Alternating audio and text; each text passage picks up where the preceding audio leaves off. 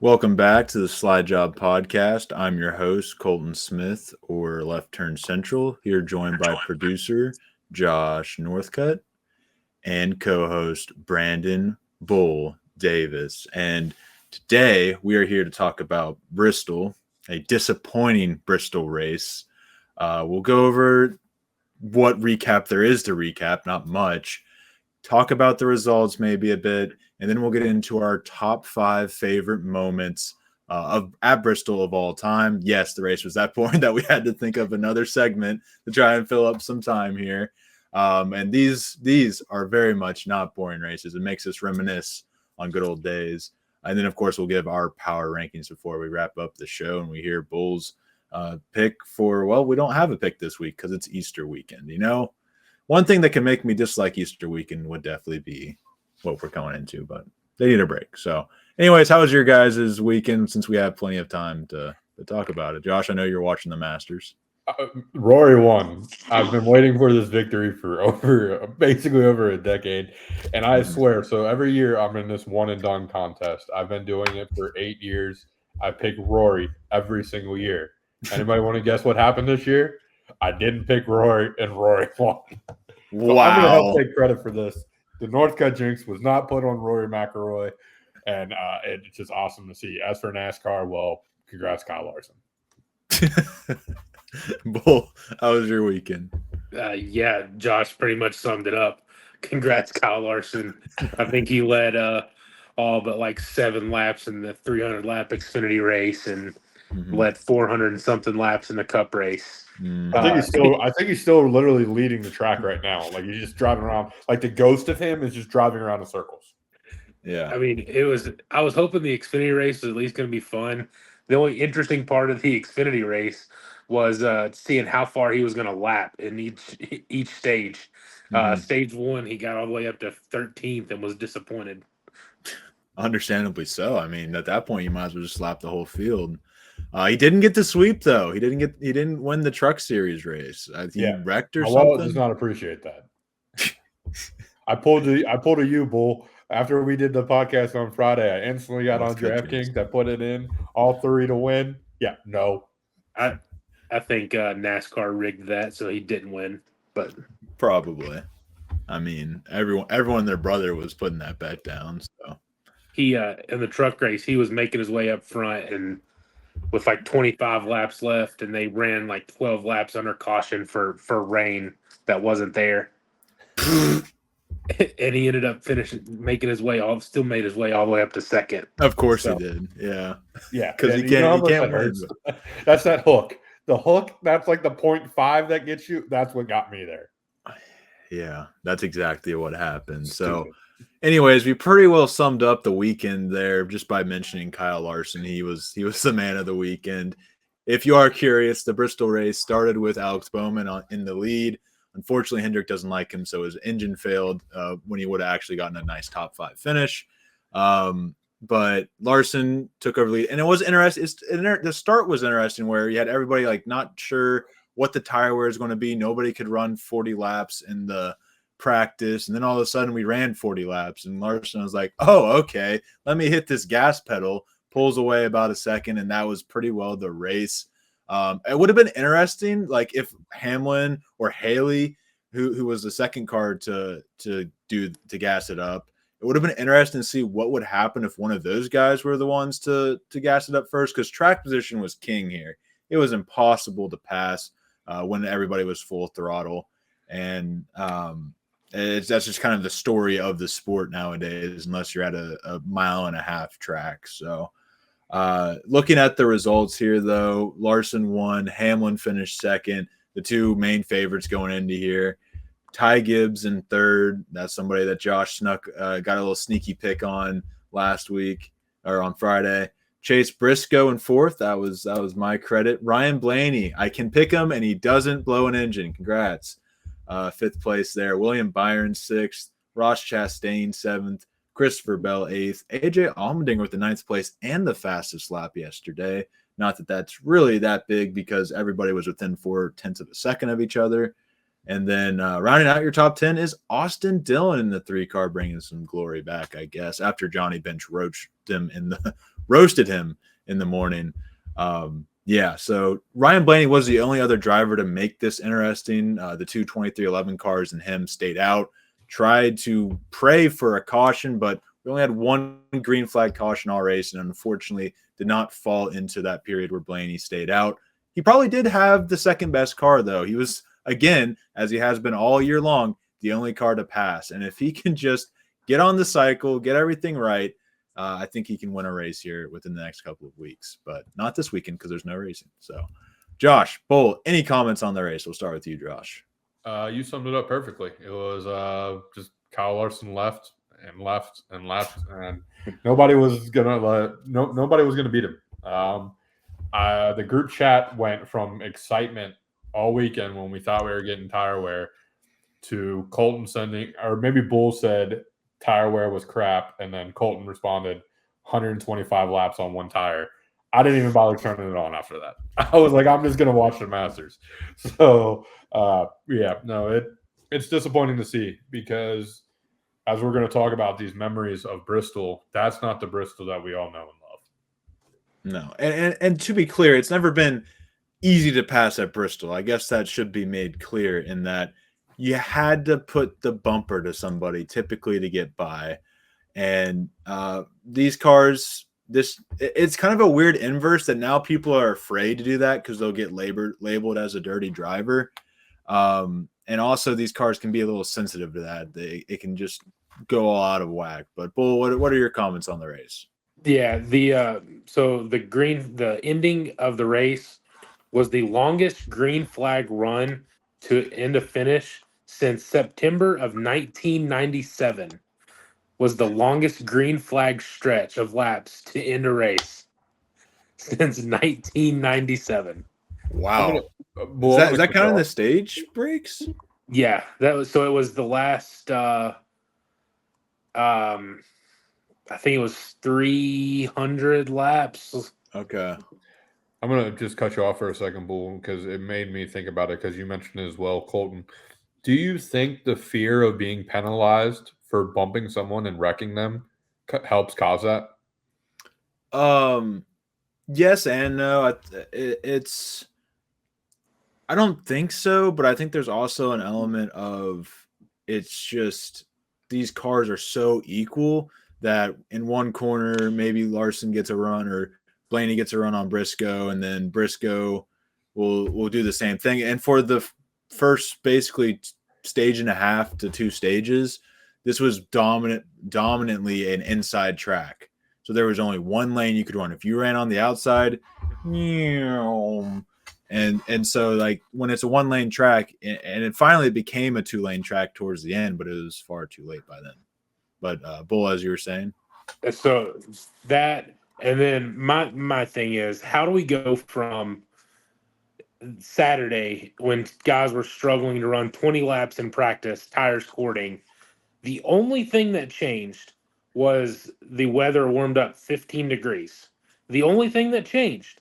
And now we're able to run 125 laps on one set of tires. What about the track temp? If the outside warms up, the track's going to warm up too. So it's going to warm up some. I mean, that's going to make it take rubber. But they were saying it was 100. It shouldn't have, the outside temperature, whether that shouldn't affect that much. I mean, that is nuts with it only warming up 15 degrees. That's the only difference. I mean, it's insane that we have a car that we can't even run at short track, which used to be the best racing, and it's what all of us want to watch. I want to watch the bump and run. I want to watch the guys go short track racing. That's my favorite part of NASCAR until this next gen car, and I know it's not been good. So I am going to ask you guys, what do you think that realistically that NASCAR can do to fix it? I mean, I know realistically the best option is they're going to have to redesign the car or go back to what we used to have was we had the intermediate package, the super speedway package, and the short track with the different. You had the different engine packages, the spoiler packages, but the teams don't want to do that to spend money. So, I mean, realistically, what can they do to make it so short track racing is better? So like you said, it would involve a new car. It would be the not the pill that NASCAR wants to swallow, but I would say it would be the easy way to do it. It'd be hard, but I don't know. I guess not the easy way to do it. It's not the way to say it. But anyways, that would be the right solution. We don't have that solution. NASCAR is going to sit on this car for probably another 5 or 6 years before they even think about making another car. And the only reason they would is probably to get that hybrid engine in there. So, and I hope I'm wrong on that, but I think some solutions we could explore with this car is like everyone is begging for is raising the horsepower. Now, I'm not sure that's a 100% fix, but at least it's worth a shot, I think. Also, the tire compounds. I think the tire compounds are really the biggest difference from Bristol last year's spring to this year's spring is that the day was a gloomier day, but not too far off, I would say, from this. And the tires just wore and wore. And so you can make tires that wear. That's what the option tire was at Phoenix, but we got rid of that. And I think if you just add that element in there of a more less durable, softer tire that makes these drivers have to use their talent. They didn't, not a single driver out there did any move based on talent. And I really hate to be that guy. Larson is the most talented driver in our sport, but if you put 20 to 25 of the drivers in the field in that car, they probably win that race too. Like, I don't want to discredit Larson in his win, but if you get the track position, if you get the car that he has, you're going to win that race. Please correct me if I'm wrong. I think you summed it up perfectly, Colton, so I won't waste time breathing or wasting air, I should say. Yeah, keep breathing. But the tires has got to be the key. I don't understand how you go from 40 to 125. That it doesn't process without, as you said before the show, Colton, NASCAR stepping in and saying we don't want as much tire wear there, work on it and fix it for the next time we come here or what. But that we cannot have this happen again. That it's after what has started as such a great year in NASCAR with between the finishes, some stories, everything else. It just seems like going into this break is very disappointing. But I try to tell myself now, is something Colton has taught me, and I give him credit for this. You have bad games too. You turn on a baseball game, you turn on a football game, there's going to be blowouts. Why is NASCAR the only sport that's not allowed to have it? Yeah, that's a great point. Josh, the only argument I have to that is it seems like it's every short track race is a bad game. I feel like there's stuff that NASCAR is making. There's decisions NASCAR is making that cause the short tracks to be this bad. Like it could be, if I can avoid watching, teams get blown out by 30 in the NBA, I'm sure the NBA would be interested in doing that. Yeah. But maybe not, because there's some stuff they could do. But let's not get into that. But you know what I mean? Like if sports could avoid having duds like this, having, what happened in the Super Bowl with the Chiefs and Eagles, they would want to avoid that because they want the games to be close because that's entertaining. It's what the fans want. But it's easier said than done. You're just not going to eliminate that. But you can help yourself in NASCAR with the tire compounds and other stuff. But any last comments on the Bristol discussion before we get into our top 5? Yeah, when we're just like you said, the more horsepower and also make the tires smaller. The tires are so big. Just make a skinnier tire. Mm-hmm. A skinnier tire and more horsepower, and try that at least for short tracks. and see what happens. That seems like an easy solution to a big problem. Yeah, that's an underrated element of the next gen car is that they made those tires bigger. I don't really see a lot of people making comments on that, and honestly, I kind of forgot about it until you said that there. So yeah, definitely making the tires bigger. I don't really know what the idea was with that. Something to do with the single lug nut weight distribution or something. I don't know, but yeah, that's another good idea. Maybe outside of the compound itself. So I like that, but let's go ahead and get into our top 5 Bristol moments. Do we want to kind of go around and do it so that it's kind of a different reveal instead of just going 1, 2, 3, 4, 5 per person? That's fine. Whatever's going around, son. Okay. All right. Well, I'll go ahead and start. And my number 5, first of all, my honorable mention is Chase Elliott, Kevin Harvick, 2020. But I felt I needed to give a little more appreciation to some of the more historic moments. Number 5 for me is 2008 Carl Edwards dumping Kyle Busch. First thing that came to my mind when we came up with this topic, but it's definitely my one of my favorite moments. And yeah, gotta love Carl, and that's when I started hating Kyle Busch before everyone hated him because of Dale. So there's my number 5. What about you, Bull? So I got to give an honorable mention. Is actually 2006. Jeff Gordon and I think it was Matt Kenseth. Yep. I got to give that as my honorable mention. But my number 5 is going to be that 2021 Harvick Elliott race. Yeah. I had to include it. It is the only modern day one that I did include, but that race was actually a really good race for Bristol. Between them two wrecking, and then Elliott pulling out there and blocking Harvick after the pit stop. So that's going to be my number 5. Back when Elliott could drive. No honorable mention for me because I'm a lame-o. But I will say number 5 is 2006 Ford Food City 500. Jeff Gordon, Matt Kenseth. Because anytime I see Jeff Gordon wreck, it is a beautiful, beautiful day. All right, so that's how we're coming at this. So for me, number 4, just rattling his cage a little bit. Yeah, good old Dale and Terry Labonte on Bristol. I forget what year it is that I wasn't around. 99. 99. Just rattling his cage a little bit, though. That's a classic moment, and got to give homage to that number 4. Bull? So number 4 for me is 2002 spring. There's a lot that happened in that race, as we were talking about before the show. You had Harvick and Biffle get into it. Harvick jumped over the car to go after Biffle after the race. Junior and Robbie Gordon getting into it. Kurt Busch and I forget who Kurt got into it with. Spencer, yeah. Spencer. Giving him the bump and run to win the race, getting his first career win. That one had a lot going on. So that's 2002 spring. Josh?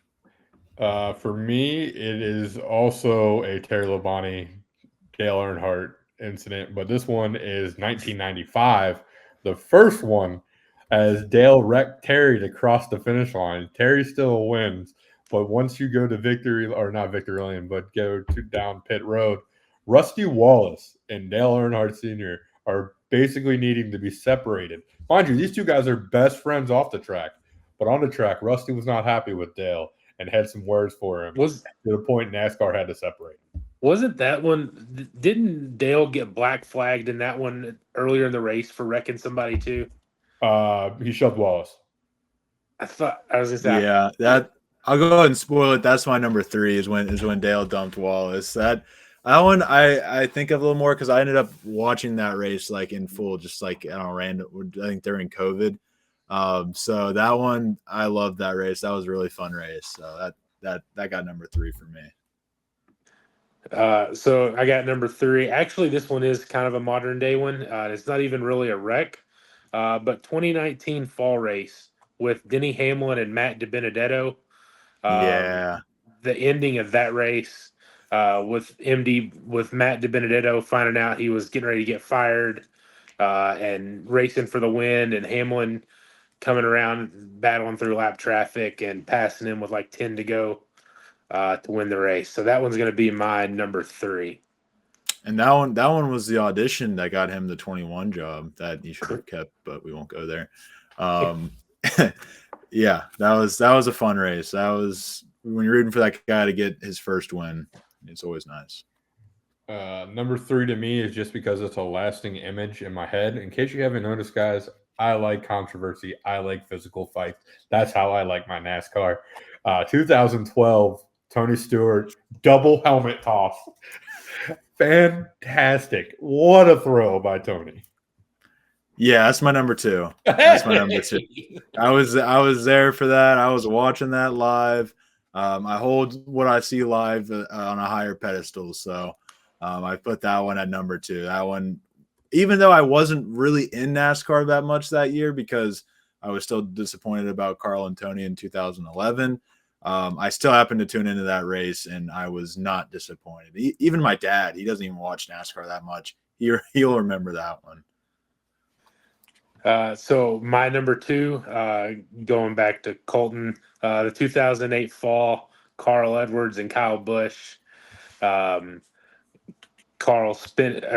trying to wreck Carl after the checkered flag, and then Carl just driving him down the front stretch. Mm-hmm. I think that's the best part. He tried to wreck him and couldn't, and Carl just slowed down and then just spun him. Let me show you how it's done, son. See awesome. The comments on that one after the race are hilarious. Kyle's like, "Oh, he's gonna act all nice and say he didn't mean to wreck me going into turn 2," and Carl's like, "Yeah, I thought to myself, what would Kyle do?" Yeah, Carl's the best. That's why Carl's the That's best. fantastic.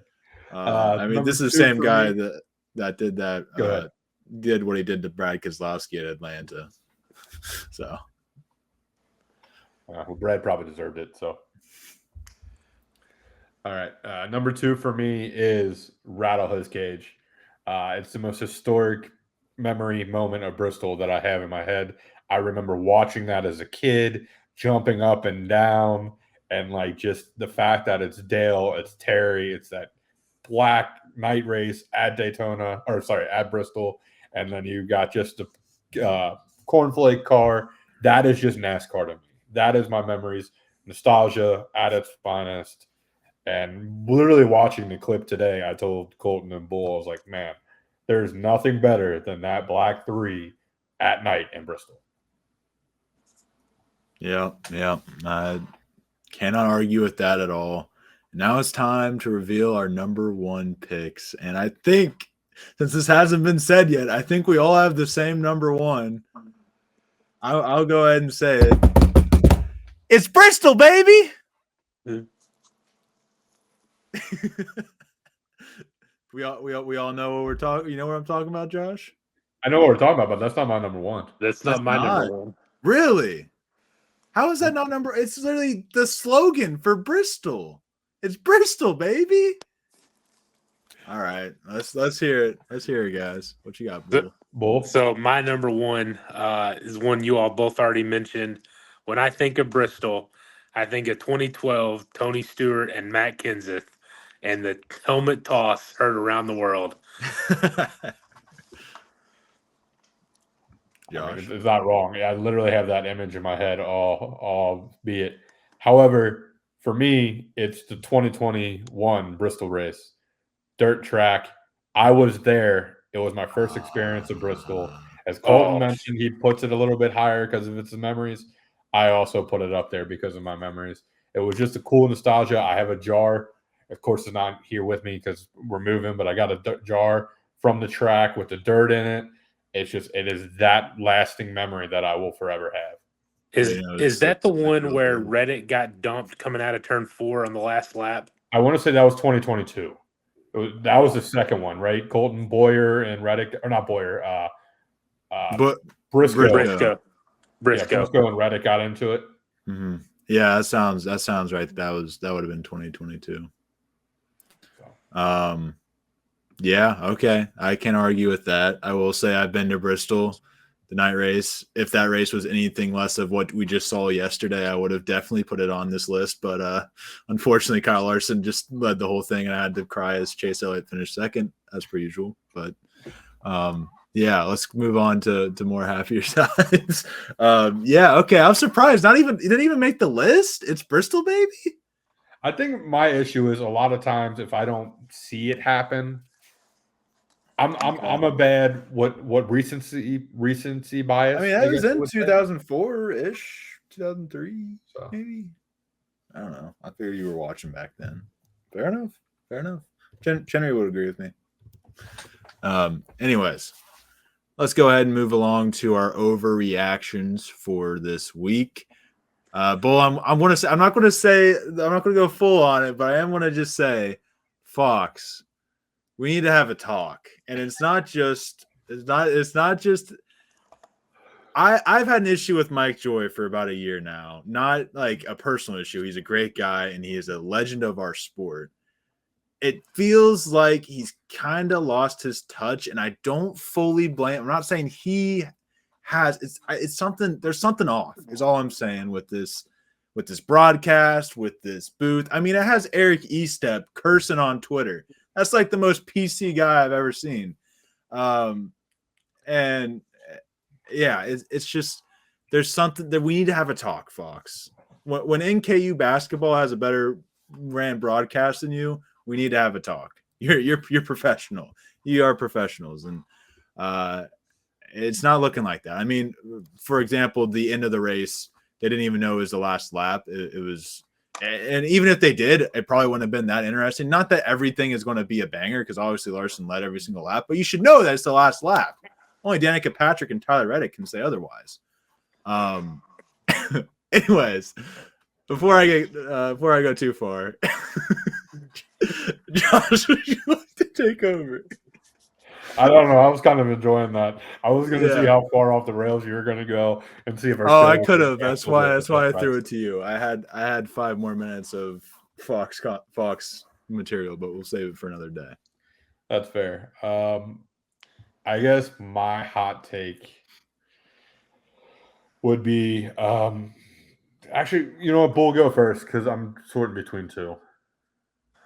Mike Joy, your time has come and it is gone. Something's got to change.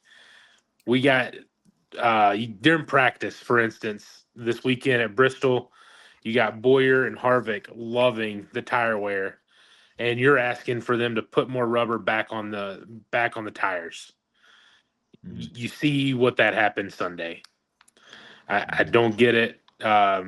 Just like Colton said, something's off, and this weekend was really bad. This might be another hot take, but give me DW back. Yeah, I don't know if he would come back, but that would be nice. See, I'll go. If we're gonna go that route, I want a new voice. I don't know where we would go. I'd say bring back Rick Allen. Bring him. Like, I feel like he's a good voice. He can bring excitement, for sure. I want to say that'd be perfect. I forget which race it was, but Colton's like, go back and rewatch the finish, and it was like a breathtaking Homestead. I think was it Homestead? Sorry, like a awesome finish, and Mike Joy is talking like this as the race is ending. There was no excitement, no nothing, and it's just like he's just missing something there. Maybe it's age, maybe it's just doing this for so long, and he's just ready to move on. Either way, for the sport, you need exciting announcers. It is very crucial to have a voice that seems to care and love and know things about the game.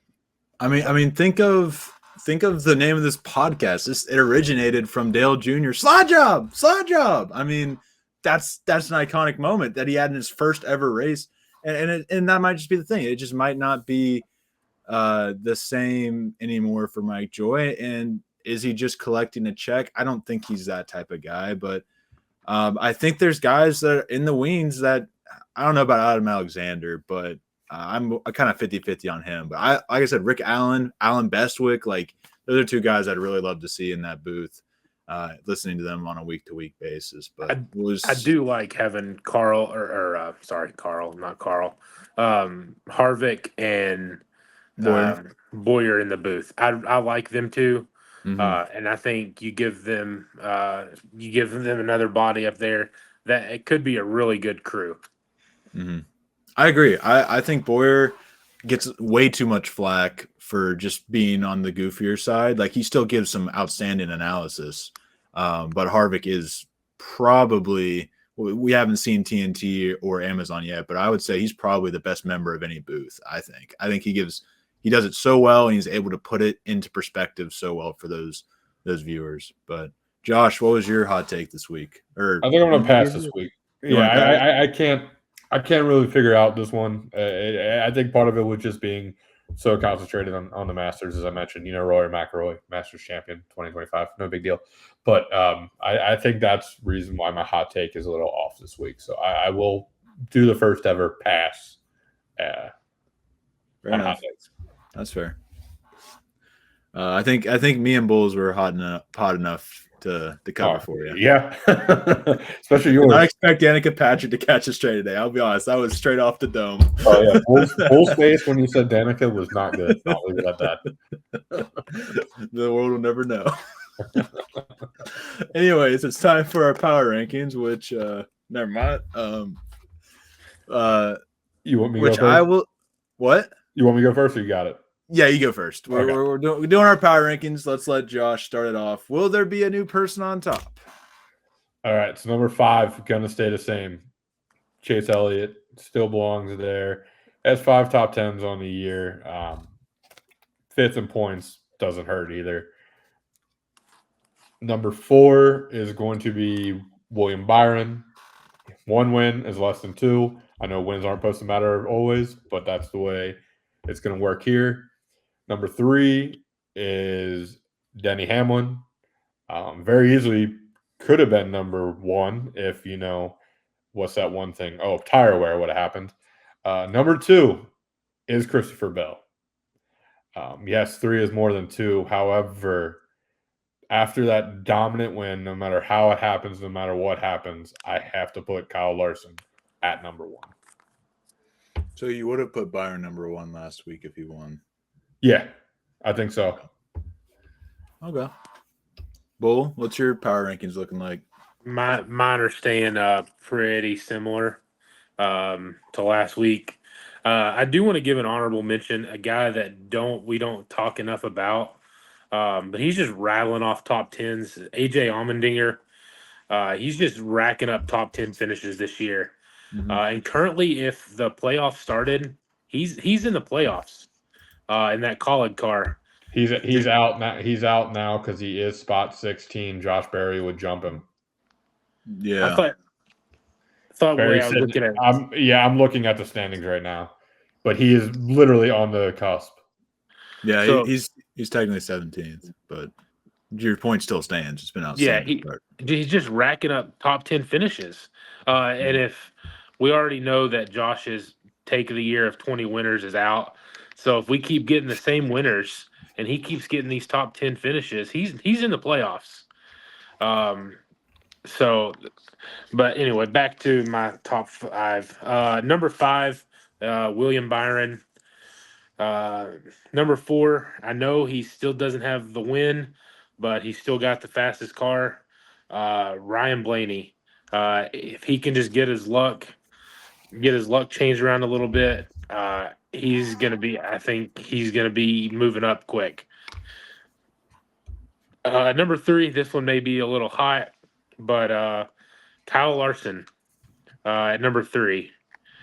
And number 2, I had him here last week, Christopher Bell, and I got to leave my boy Denny at number 1. I had him here last week after the 2 in a row, finished second to Kyle Larson, and so he's going to remain at the number 1 spot. Bull, we have the same 5, just in different order. My honorable mention, Should honestly go to AJ Allmendinger. You got that one. So I will say Ross Chastain, just because of the fact that his team is looking terrible. Looked terrible at Bristol. He started back in like 35th or something and was able to work his way up to 7th place, 3 consecutive top 10s. So in a year that Trackhouse is down, Ross Chastain is giving me kind of some Kurt Busch vibes, where he sometimes was just on an island. Just credit to Ross Chastain. And it's one thing where Trackhouse either needs to get better, or does a Rick Hendrick, who doesn't want Bowman in his field anymore, put him in the 48. Does a spot open up at JGR, and JGR gets another wheelman to drive the number 11, or whoever else, whatever else would open. It'll be interesting because stuff like that you never see coming. Anyways, my top 5. Got on a side tangent there. Ryan Blaney at number 5, just as he was last week. If he gets a win, he definitely goes up higher, but does not have that yet. And then you said Kyle Larson at 3 was a hot take. Well, then I got a scorching hot one because I have Larson at 4th. That dude wrecked out on lap 3 last week. I'm not putting him at the top of my list. I don't care how dominant he was last week. As many laps as he ran a lap down last week, he led this week. So, sure, he has 2 wins, but he also rigged the race try to get his teammate a win last week. So, we're not going to put him at the top. William Byron is at number 3. He remains, let me double check here. Yes, he does remain the points leader as he has been since race number 1. And very likely will be there for quite some time. 30-point lead on Denny Hamlin. And he just keeps on finding ways. He started back in 26th, 27th, found a way to get a top 5. And if that's how we're coming this year, then he could very well be the regular season champ. In fact, I will go ahead and figure out if I can bet on that because I need to. Christopher Bell does fall to number 2 for the first time since I believe he went back-to-back. And mostly just because Denny Hamlin, what he finished 2nd, 2 wins. So that's 3 top 2s in a row. That outdoes what Bell did earlier this year. Bell had a couple down races. He's been okay, but he hasn't had that race-winning speed in a couple weeks. So, yeah, give me Bell at number 2, Hamlin at the top spot on the power rankings. And, I can't let this go without bringing it up on a show that Bull is on. I just want to throw this out here. SVG, 38. I mean, Bull. Josh, did you know? It looks better and better. Like, literally, Josh Bilicki is the only driver worse than him this week. Did you know that he doesn't look that hot anymore, and it looks like one that's it could be right. Did you know that he was the only caution that wasn't a stage break? Yeah. Was SVG wrecking?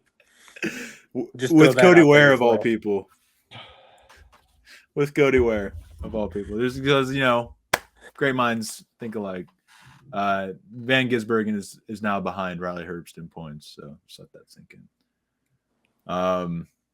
Anyways, Bull, I'll hand it to you. Do you have drivers for us? Oh, we don't have a race this week, duh. I do have them for Talladega. If you want to go ahead and do that, yeah. So I don't think you all will guess these. With it being Talladega, these are pretty interesting. Mm-hmm. So I'll start with the first one. 22 starts, 4 wins, 9 top 5s, and 10 top 10s. 4 wins, 22 starts.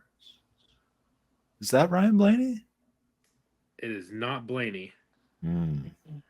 Second one, 21 starts, 2 wins, 7 top 5s, and 10 top 10s. How many ones did you say? Sorry. 2 wins, 21 starts. That Ryan Blaney. Yeah. It's not Ryan Blaney. By the way, is the first person William Byron?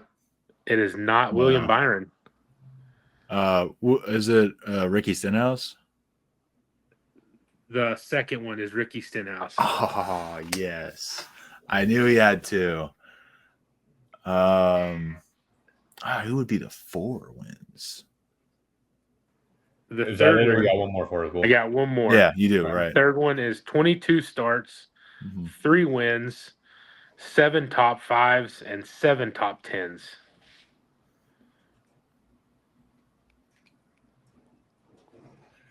Three wins. 3 of them. 3 wins at Talladega. Kyle Larson? No. No, heavens no. Oh, once I said that, I was like, no, he fucking hates these tracks. He may have 22 DNFs. Yeah, that's the stat line to look at. I'm racking my brain here. No, he hasn't won more than once. Josh really used to like one of these guys till last week. Oh, Brad. Brad's 4. Brad's 4. Yeah. Brad is 22 starts, 4 wins. Okay. And then, so is it Kyle Busch the other one? Nope. I thought he had. Who's the other one then? The last one is Joey Logano. That makes What? because they both had the same amount of starts. I should have known that. What a 3-driver combo. Yeah, Ricky, Brad, and Joey. that is that should I be the should top just know 3 Brad picks and Joey next would be week. in the same area of each other. They're the same freaking annoying ass driver. Oh man, I will say though, it just kind of sucks because we got this break and then it's like, okay, we got Talladega, Texas, and Kansas, which Talladega and Kansas are always exciting for me. You guys taught me last week Texas is not as good as what I thought it was in my brain. But then we got the All-Star. Then we got the All-Star race again, and I'm just like, okay, so that's another off week. And I know it's not an off week, but it is. You know what I mean? Like, I don't know. I probably won't be I didn't tune in last year. Yeah, I mean, I don't tune in. I bet it, and I just let my money ride and see what happens. So. Yeah. Well, Bull, I keep on wanting to ask you who wins this week, but it's not happening. Literally, as we're talking about it. I guess the Easter Bunny wins this week. Larson finally doesn't. But what you got? I will say I am excited for the Xfinity Series this weekend. Oh yeah, Rockingham. We're returning to Rockingham on Saturday. Yes. That's going to be fun to watch. And hey, if you really want to watch NASCAR on Easter, 1 p.m., Saudi Arabian Grand Prix, F1. You said watch NASCAR on Easter? No. I said if you want to watch F1. You said NASCAR. You said NASCAR. I thought you said F1. You know what? Leave me alone. Yeah, we'll play the tape. Flashback. And hey, if you really want to watch NASCAR on Easter, 1 p.m., Saudi Arabian Grand Prix, F1. End of flashback. Yeah, instant replay right there. Yeah. Where are they at? Saudi Arabian? Saudi Arabia. Okay. Hopefully Lando actually shows up this week because he didn't last week. But this is on the podium. Yeah, okay. He's getting outperformed by his teammate, buddy. Yeah, Oscar Piastri. Yeah, no, we Lando fans over here. I mean, I don't hate Piastri, but he should be second, not Lando. But that's on Lando, not on Piastri. So shout out. Anyways, any last thoughts you want to get out there? Long week, no NASCAR, just pain. No, but if you want to watch Ben get ripped apart, feel free to watch the show. Because I'm coming with heat. We're just going to talk to him. If you want any hints, go to Twitter. Yeah. That's a great ending point to tease. Also, be sure to check out the What If. That's coming out on Easter Sunday. It'll be out at noon on Easter Sunday. Very excited for y'all to see that. And part 2 will come out that following Wednesday evening. So I'm sure I'll promo that on Friday and on Monday. So be sure to stick around for that. That'll be fun. But yeah, I guess unless you got anything, Bull, we're ready to wrap it up. I'm good. We're going to have a show on Monday. Yeah. Or no? Maybe we'll talk about it after the show. Yeah, We'll we'll see. talk about it. We'll let you know at the end of the show. But thank you all for listening. Be sure to leave a like, hit that subscribe button, and comment down below any thoughts you all have. Be sure to follow us on Twitter. For me, it's at LFC__99. For Josh, it's at JNorth1989. And for Bull, it's at Bull_81818. Thank you all for coming on the show, and we will see you next week. Or Friday, or Sunday. Peace. Who knows?